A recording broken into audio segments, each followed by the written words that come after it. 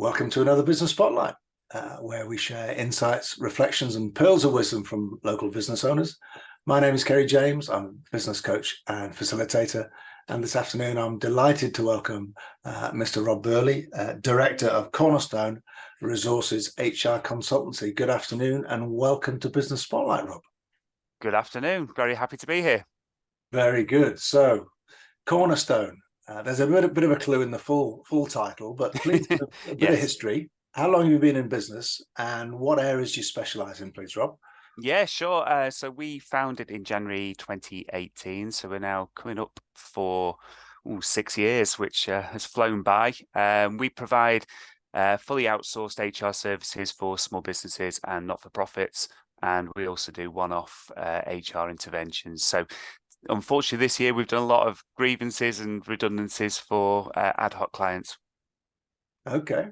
And so would there be a sector or a particular type of business or a culture or a size of business that might be particularly appropriate to your model, would you say, Rob? Yeah, so typically our sweet spot is between about 10 and 50 employees. 10 is where typically an organization is big enough to have a consistent demand for HR, although the way we decided to set up was that we provide maximum flexibility, so no contractual tie-in. You can carry time over because we know HR demand is never constant. But typically around 10, there's enough to be getting on with to make value out of the retainer. Around the 50 point is where a lot of organizations start to get in-house HR, and therefore our need would transition more onto supporting that internal HR manager rather than providing the full service. In terms of sectors, we work across a whole variety of businesses, right the way from legal firms to restaurants and pub chains. And so we've never specialized in a particular sector, apart from on the faith-based side. We do work with a lot of faith-based charities and churches. But in the business sector, we are more interested in working with companies who want to treat their people well. So we signed up to the Greater Manchester Good Employment Charter, which has, it kind of has the same ethos of how we like to treat people, being fair, consistent, paying decent, giving training opportunities, that sort of thing. So if you fit in that mold, I think we're a good partner for you. And how might you express your, the value you bring in that context, Rob? How easy is it to provide metrics in that scenario? Maybe a bit of a challenge. What do you think? Yeah, for smaller businesses, if you think of some measures like, I don't know, churn, so how much turnover they've got, it can be skewed quite easily by just a couple of people leaving with the smaller companies. So it's a little bit harder to demonstrate. Whereas when I work from the corporate world, the difference between 3% and 4% could be absolutely massive. It's no less so in a smaller environment. What we often do is we will work on employee surveys, so we capture a view on how people enjoy working for that particular client, and we know that we've played a part in that process, so we can demonstrate by this, that, and the other intervention that we've helped contribute to that improvement. I'm guessing it's a reasonably competitive marketplace, Rob. I'm familiar with some franchise businesses like HR department, etc. How might you compare and how might you differentiate yourselves from the competition? Yeah, I think certainly where we are unique is working on the faith-based side. We aren't aware of any other consultancy that specifically works with that, and that certainly is a niche area. And we pick up a lot of new clients just by word of mouth and reputation on that side. On the business side, it's very hard to distinguish yourself. I think one area we do is on the fact that we don't ask people to sign up for a minimum duration contract. So people stay with us because they like us and they believe that we're adding value. So we have a low churn rate, but that isn't because our contract says you must stay for 5-7 years. Where we really distinguish, where we really distinguish is with the big call center operations. So we very much trade on that personal relationship. You've got your one point of contact who gets to know you and can proactively start to recommend improvement areas. Whereas, if you go to some of the bigger, more corporate call center operator, HR insurance companies, then you could get anyone, and they've not necessarily got that context. Now, you mentioned churn rate as one measure. What other improvement areas would you look to measure typically in the type of work you do? So we've started doing a lot of work on line management capability. So we actually at the moment have training webinars that are free to our retained customers.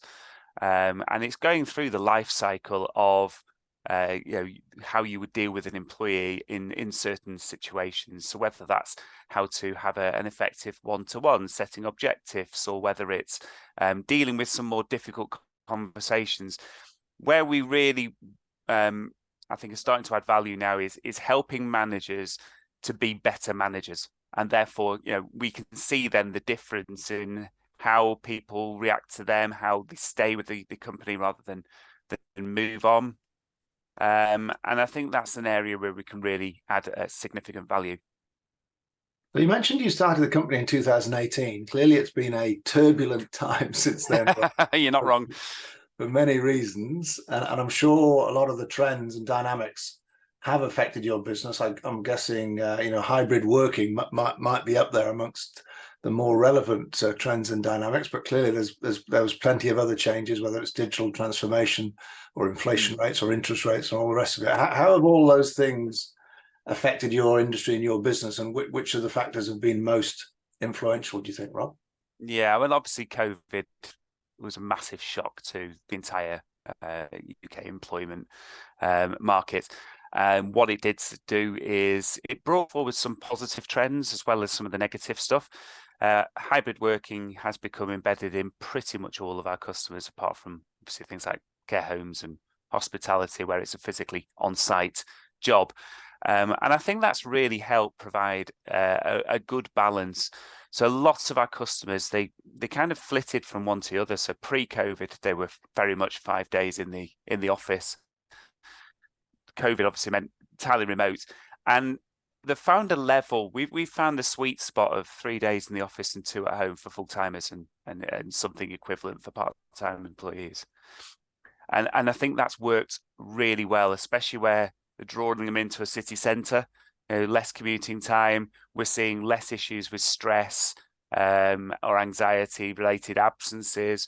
We're seeing fewer issues with things like people being late for work, or just generally not attending for whatever reason. And I think that's been a positive trend. We actually worked, one of our customers we got in 2020, it was mainly because they had a very paper-based system, and their holiday sheets were sat in a locked office in Leeds, and they had no way of accessing it. And so they suddenly realized, actually, we need an HR consultancy that works with software and can help us to digitize. So they'd done it on their project management side, but they hadn't done it on their people side. And what we helped them to do was to use cost-effective cloud-based systems to make their HR admin a lot more streamlined. And I think that's something we've continued to add value with customers over the last few years since COVID. Okay, and so thinking about where you are now and where you're looking to get to then, Rob, what would you say are the main challenges to your business today? The economic environment isn't particularly stable at the moment. I'm an economics graduate, so I have a little bit of an Anaraki type obsession with GDP data and inflation rates, which probably isn't healthy. But when you start getting paper talk about potential recessions all the time, and the economy's hard, sometimes companies don't want to invest, but not investing in your people is a mistake. It's a short-term saving for a long-term pain, sort of trade-off. And that does sometimes convince people to go for what on paper may look like a cheaper option, but that's not necessarily the right option for them. So that does cause a few problems. However, having said that, we're still on a revenue basis 40% up from last year at the moment. So we're not struggling, but we've probably attracted more on the not-for-profit side than we have on the business side over the last sort of 8-9 months.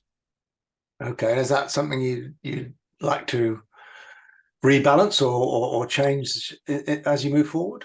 Yeah, ideally. Another thing we did to try and set ourselves apart and give something back is we committed from day one to give a 25% discount for charities, which, as you can imagine, has a hit on margin. So we do need to keep a balance between businesses and charitable organisations. But we're absolutely determined not to dilute that in any way, because, you know, being an ethical business that does contribute to the community that we live in is really important to us. And what about aspirations then, Rob, in terms of maybe 3 to 5 years horizon? Mm-hmm. What do you have as sort of a vision for the business? How many people have you got in the team now, and what are you hoping for as you move forward? Yeah, but we're still pretty small. We're only 6 employees, so we're for a fairly small team. Over the next 3 to 5 years, I'm looking to scale, potentially bring in some other aspects of, you know, related industries, potentially like health and safety. We often get asked whether we offer HR and health and safety support. We do have someone we work with, but they're not part of our organisation. So, you know, that might be something that we look to do. But it's also drawing specialist skills into the organisation so we can provide that one-stop shop where it's related to your people. Mm-hmm. Okay. And what about your journey into business ownership and leadership? I know we had a chat before we started recording about our backgrounds in AstraZeneca and big corporate environments. What would you say are the main lessons you've learned in setting up your own business, Rob? Probably the sheer scale of things I had no prior knowledge of whatsoever. Suddenly, when you're coming in as a functional expert in a certain area, and, you know, I've been there 20 years in HR, so I kind of knew my stuff when it came to HR delivery, but suddenly I got thrown into sales, marketing. I built our first website. Thankfully, I've had it professionally done since. Just the sheer volume of things you've got to get a certain amount of knowledge in was kind of mind-blowing, really. And was it the sales and marketing side that was the most steep part of the learning curve for you, or what else was Yeah, it was daunting. It was daunting. I mean, I'd never been to anything like that. When we first started business, if you put me into a networking room and there were a sea of faces that I didn't know, I'd just skulk in the corner with a cup of coffee. I've become a lot more confident in that environment. I mean, there are still days. I'm not a morning person typically, so if it's a 7:30 networking event, I'm probably not at my most chatty, but I've actually started to really enjoy the business development side and, you know, having an open conversation with, you know, potential customers, and that came as a bit of a shock to me because I would have always shied away from that at the beginning. So what advice do you think you'd give yourself now, having gone through 6 or 7 years of business leadership? What advice would you give yourself if you were starting again on day one? I think, well, right at the beginning, we didn't understand our proposition and what we could offer. We thought we could just go on LinkedIn and talk about HR and people would come to us, and it didn't work that way. I think with hindsight, we'd have probably tried to build some more networks and partnerships in the early years. Having said that, yeah, we only just really got started, and then COVID hit and it all went up in the air anyway. So whether it would have made a massive difference, I don't know. But certainly as the business has grown, I've learned to outsource whatever we can. So if there's an area that's not a specialism for us, you know, like the website, for instance, as an example, or finance, we've got a really good accountant who does all the statutory stuff for us. I played with that in the early days, and it's saved a lot of heartache outsourcing it to someone else. Very good. Well, it's been great to hear your journey, Rob. And I'd like to finish off with one final question, if I may. Do you have any offers or announcements, or if anybody's interested, you know, in that? You mentioned the sweet spot, kind of 10 to 50 employees, maybe interested in talking further about what value you can bring. What might be a sensible next step? Yeah, sure. And by all means, I'd be open to a conversation. We've got a great team now, and so give us a call, and we'll just chat through what's best for you. As I say, we're a very flexible HR consultancy, so we're not, we're not here to just extract cash out of you and not deliver value. We want to work with you to make your people proposition, how you manage your team, better, and take a lot of the heartache of people management away from you. We do have some offers on at the moment, so we're running a series of monthly management webinars, which they're free to retain customers, but you can join for a very reasonable fee. If you're not signed up with us, they're all available on our website, which is cornerstoneresources.co.uk. But yeah, we'd love to talk with you about how you want to grow your team. Very good. All right then, Rob. Well, we'll add that URL, your website URL, to the post that we put on Thank you. associated with this video. Thanks ever so much for your time, sharing your journey, and all the very best with Cornerstone. Thank you very much. Bye for now. Cheers.